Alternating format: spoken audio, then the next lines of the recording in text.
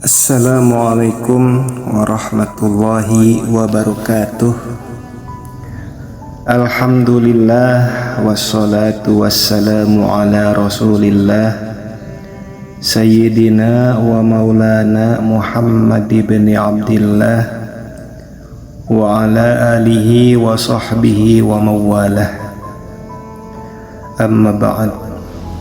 Segala puji bagi Allah, Zat yang maha dekat namun sering kita anggap jauh, Zat yang lebih dekat kepada kita daripada urat leher kita sendiri. Sholawat serta salam semoga tercurah kepada junjungan kita baginda Nabi besar Muhammad sallallahu alaihi wasallam, sang cahaya petunjuk yang membimbing umat manusia dari kelalaian menuju kesadaran ilahiyah. Jamaah yang dirahmati oleh Allah, pada kesempatan kali ini Abi ingin membagi tentang kesadaran zikrullah bagian pertama. Untuk itu marilah kita renungkan bersama makna terdalam dari zikir. Zikir itu bukan hanya sebagai lafaz atau wirid, tetapi sebagai kesadaran yang hidup. Sebagaimana Allah berfirman di dalam surat Al-Imran, alladzina yadhkurunallaha qiyaman wa qu'udan wa 'ala junubihim. Orang-orang yang mengingat Allah sambil berdiri, duduk atau berbaring. Dan mereka pun berpikir tentang penciptaan langit dan bumi, lalu berkata, ya Tuhan kami, tidaklah Engkau menciptakan semua ini sia-sia. Maha suci Engkau, maka lindungilah kami dari azab neraka. Jemaah sekalian, inilah ciri dari orang yang berzikir dalam seluruh keadaan, berdiri, duduk maupun berbaring. Zikir bukan hanya di masjid, bukan hanya di majlis, bahkan bukan hanya saat wirid itu sendiri. Tapi zikir itu adalah kesadaran ruhani yang terus hidup sepanjang waktu dalam segala aktivitas. Saudaraku, sholat itu sendiri adalah zikir dalam bentuk ritual. Sebagaimana Allah berfirman yang artinya, dirikanlah sholat untuk mengingatku.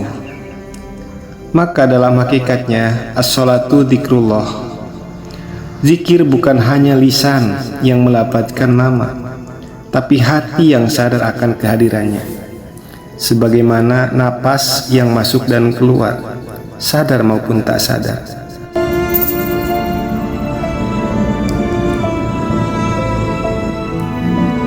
Namun perlu kita pahami bersama, zikir itu adalah jalan atau yang disebut dengan thariqah. Dan itu bukan tujuan akhir. Banyak orang berzikir sepanjang malam namun belum sampai. Mengapa? Karena zikir masih mengandung jarak. Kita mengingat karena merasa jauh. Kita menyebut karena belum hadir. Kalau seseorang benar-benar dekat, dia tak lagi menyebut nama. Dia tak sekedar menyebut nama, tapi ia sadar akan kehadiran Allah, sebagaimana ia sadar akan dirinya sendiri. Allah berfirman di dalam surat Al-Qaf, wa nahnu aqrabu ilaihi min hablil warid. Kami lebih dekat kepadanya daripada urat lehernya. Ini bukan sekedar untuk dihafal, tapi untuk dihidupkan dalam kesadaran.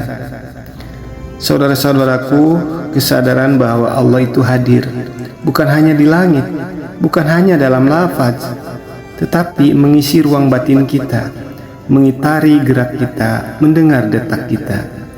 Namun, apakah kita mencapai kesadaran itu sendiri? Jawabannya tentu tergantung. Ada yang sudah, ada juga yang tidak. Kenapa? Sebab dalam setiap jalan ruhani kita butuh guru yang mursyid. Kita butuh pembimbing yang telah melalui jalan, bukan hanya lafaz jalur. Salah dalam memahami, maka salah dalam menjalankan. Salah dalam menjalankan, maka salah dalam melangkah. Salah dalam melangkah, maka sesat dalam thariqahnya. Dan bila sesat dalam thariqahnya, maka makin jauh dari tujuan. Maka saudara-saudaraku, zikrullah bukan sekedar uswara, tapi kesadaran yang mengalir dalam hidup. Jangan hanya belajar kepada yang menghafal namanya, tetapi kepada yang telah tenggelam dalam cahayanya. Sebab kesadaran tak bisa diajarkan dengan kata, tapi dihidupkan lewat kedekatan. Itulah permulaan jalan menuju Sidratul Muntaha, puncak perjalanan ruhani. Saat yang mengingat telah lenyap, yang diingat pun lenyap, dan yang ada hanyalah hadirnya Allah semata. Semoga kita termasuk dalam golongan yang bukan hanya menyebut nama Allah, tapi menghadirkannya dalam kesadaran kita yang terdalam. Wassalamualaikum warahmatullahi wabarakatuh.